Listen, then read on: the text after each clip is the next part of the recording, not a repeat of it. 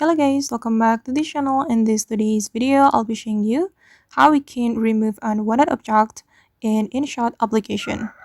Alright guys, let's get into it. Here I have created a project in my Inshot application, and for example, I'm going to remove this object from my video, this cup of coffee, I guess.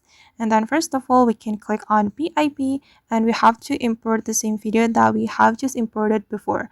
And this is the same video. We have to click on it, and we can click on this autofill button to fit the screen.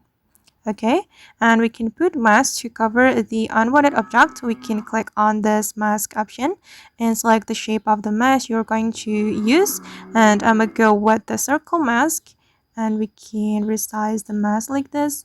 We can adjust the size of the mask, and I'm going to take another part of this video to cover the unwanted object. For example, I'm going to take this part, then we can click on this check mark, and we're gonna use the mask to cover the unwanted object.